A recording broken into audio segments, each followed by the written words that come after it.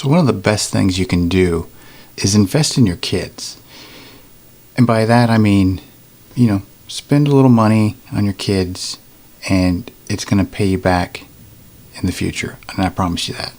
A lot of people ask me, okay, well, what do you get your kids? How do you invest in your kids? And I don't mean taking money and putting it into a savings account.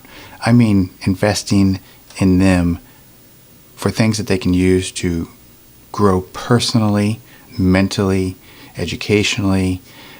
And one of those things, as you can see throughout the channel, is Legos. Instead of taking that $50 and putting it into a savings account, take that $50 and buy them some Legos.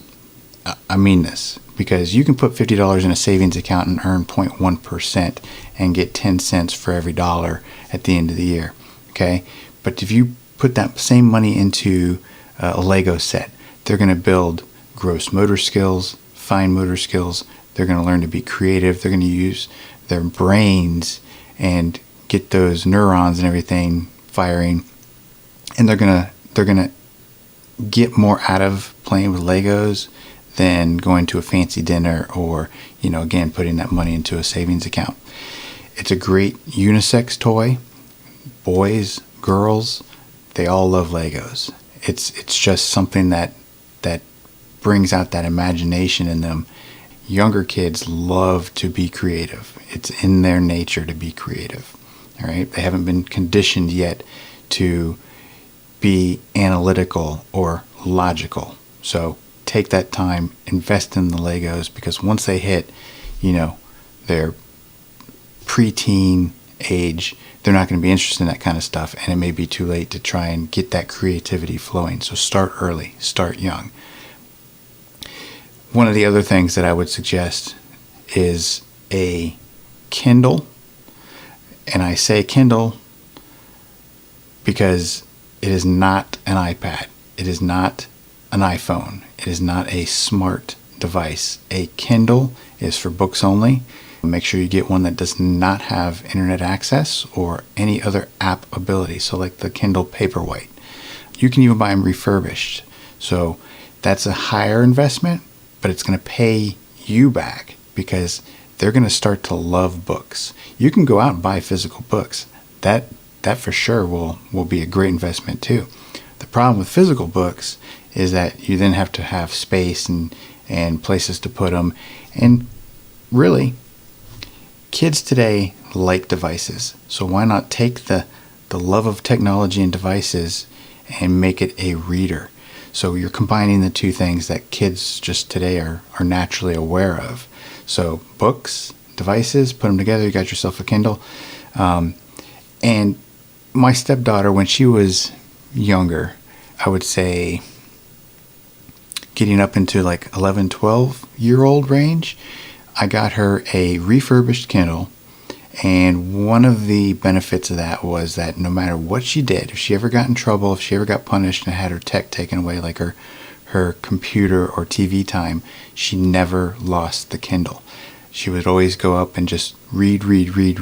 And then she would be in her room on days that she could be outside or whatever, and she'd just be in her own world reading her book. Whether she was being punished or not, she was reading. And she loved to read, and she developed a love for reading. Lastly, I would say that all kids, again, going back to their creative nature, one of the other best investments you can make if you don't have the ability to get Legos or a Kindle, art supplies. Hobbies and art supplies. Focus on that. Go out and buy some construction paper. Go out and buy some sketch pads and some cheap crayons or coloring pencils. Go to the dollar store. Go to, I think it's Dollar Tree. I'm not sure what the dollar store names are around your location, but we have a Dollar Tree that's right across the street. And we'll go up there and buy art supplies for $1.25, regular crayons, coloring pencils, construction paper. Invest in that. For $10 or less, you can get a whole lot of art supplies at the dollar store. And just have them draw you a picture. Have them write out their sentences. It's a great way to be creative. It's a great way for you to get involved because you can show them how to color. You can prompt them, say, draw me a picture of your dream house. Draw me a picture of your vacation. Draw me a thing. Tell me what you want to do in the summer by drawing it out. And you'd be surprised. They have a great imagination. They will start drawing things. And again, it builds up those motor skills. That hand-eye coordination is very important at a young age. Develop it early because it gets harder as they get older to start developing those skills that could have been developed much sooner. Hobbies. My son has very unique tastes. We happened to be walking one day and he started picking up rocks off the ground. And he just has a fascination with rocks and anything that's sparkly or like a gem. So I started taking him to rock shops and things like that. He will just spend hours talking about rocks and looking at the rocks. So I buy him rocks. They're tactile, they're tangible, they're things that he can feel. And he'll look through them and all kinds of things. So spend time learning what their hobbies are at a young age and build on those.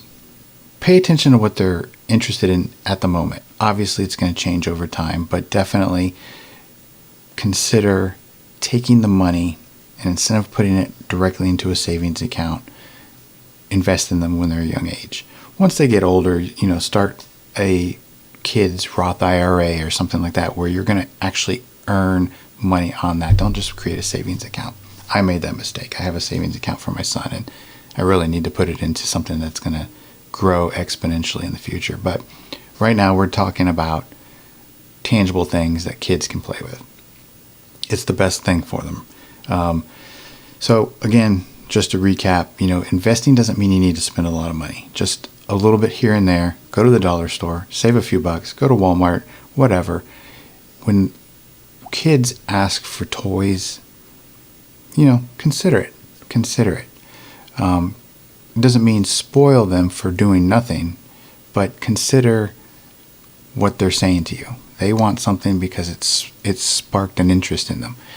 Think about it. They're walking down a toy aisle and something catches their eye. And the whole entire aisle, one thing they want to have. There's a reason for it. Try and figure out what that reason is and build on that. Legos can be expensive, so start small. They have small kits that you can get, pieces that are less than 100 pieces that they can start playing with. And that one set can build so many things. Again, a Kindle, reading books, yes, they can be expensive. Look for cheaper opportunities, refurbished ones.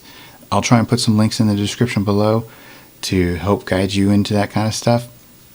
But again, art supplies, you don't have to go to the big craft stores where they charge you $20 for a pack of construction paper. Go to the local dollar store.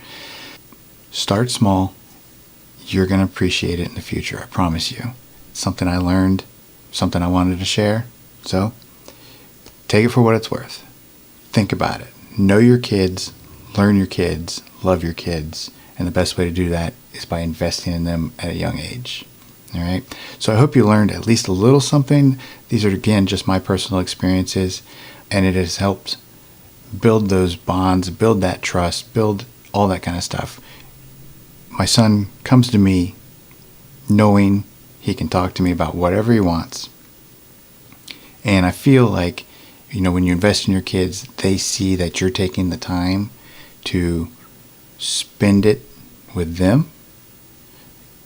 And each one of these opportunities, each one of these, whether it be Legos, books, art supplies, or hobbies, they see that you're interested in them.